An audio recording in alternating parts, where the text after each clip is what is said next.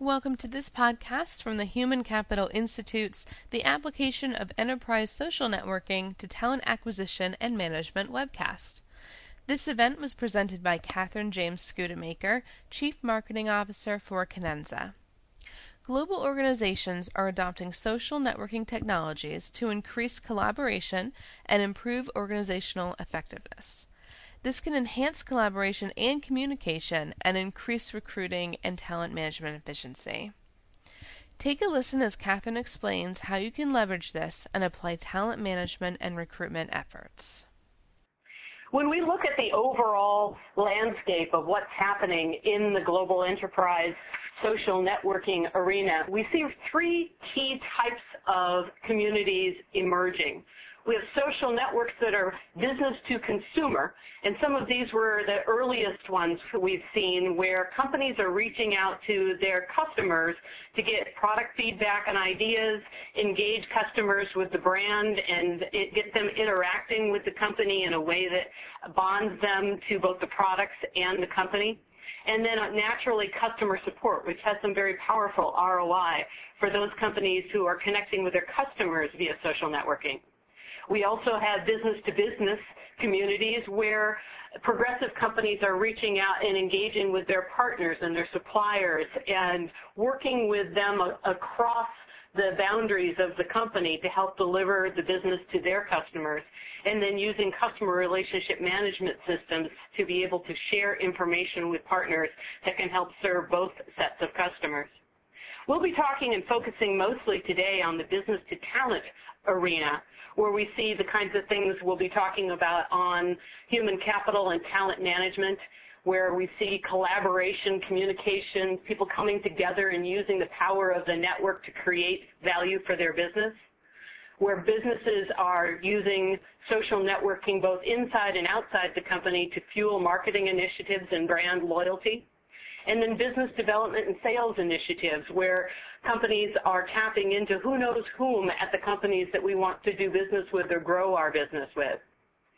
Increasingly, we're also seeing companies getting smarter about tapping into public social networks to help fuel all three of these types of communities, wrapping into Facebook or LinkedIn or even Twitter to bring them back into the formal communities in which they'd like them to engage, and finding ways to troll out in the greater internet environment for people who might be of value to the company and the company might be of value to them. So what's driving adoption? Is companies look at this, what we're leaving behind if we don't go at social networking fairly quickly is we're losing the ability to stay in contact with our people and retain the knowledge that they've built over time. The companies have made an investment in helping to build the skill sets of the people, and what happens is if we don't stay in touch with those people when they leave the company, we've not only lost some distinctive know-how that has given the company competitive advantage, but we've also lost some of the relationships and the insights and connections and access to information that people are often very willing to help out with after they leave an organization. So it's an untapped asset.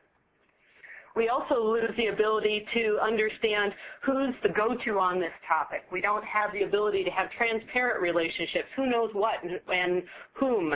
Where does the expertise I need reside within our big, giant global organization? That's not something a simple employee directory can find.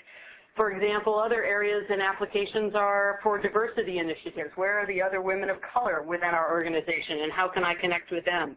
Or for new employees, who can mentor me in this space so that I can be successful? On the companies that are operating globally, and I think we have a number of them on the call with us today, we lose the ability to tap into the expertise across the organization. I'm sure we've all experienced where there's silos of information or silos of activities. And within an employee social network or something even broader than that, we can gather people around initiatives or topics or programs that reach across the organization, bring them all together to work more efficiently and effectively to gain competitive advantage. And then, as I mentioned earlier, people who are coming on board now have gotten quite familiar with social networking tools, whether using LinkedIn to get the job or Facebook to connect with their friends and find out what's happening at the companies that they're hiring at, and so on.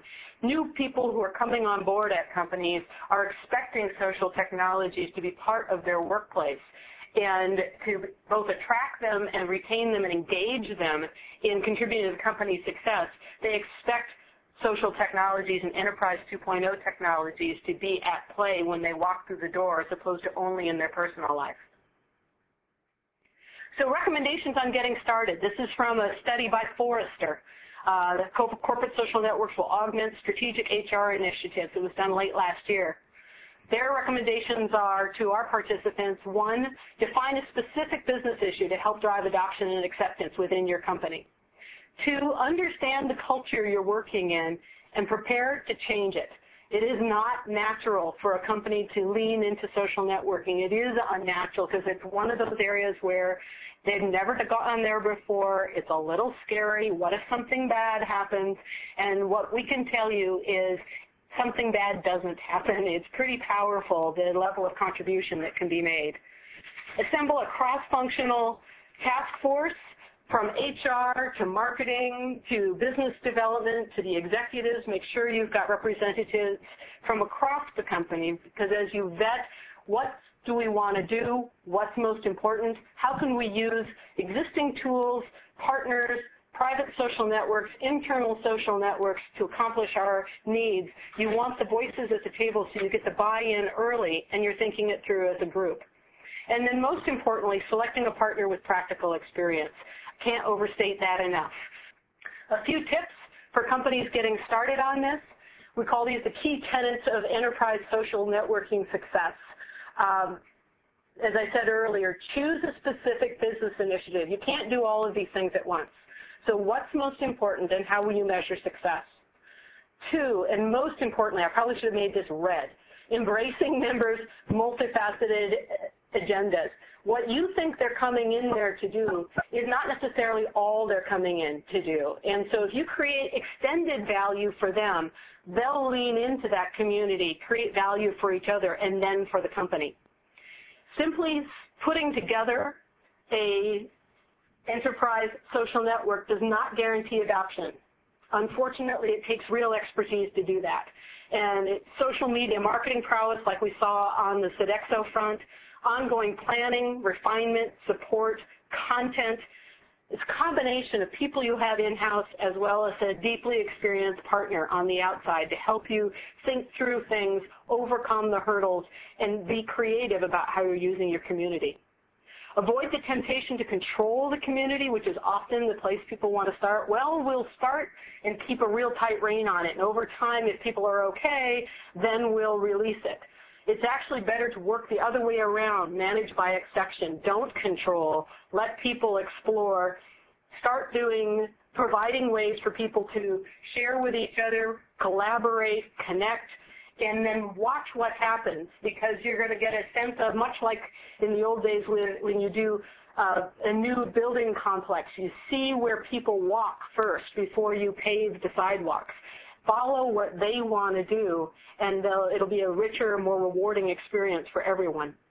And then think in terms of staged growth. What's the low-hanging fruit? What's the easy thing that you can start with that will allow you to get some initial traction, prove to the organization that this is a good investment from a recruiting standpoint, a business development standpoint, a innovation or retention of knowledge standpoint, marketing, and larger initiatives. Starting with what's most important and working out from there is probably the best way to succeed. Thank you for listening. I hope you found this podcast interesting and stimulating, and that you will join us on our website, www.hci.org, where you can not only view all of our webcasts and podcasts in their entirety, but also explore all of our research on talent strategy, acquisition, development, leadership, and much more.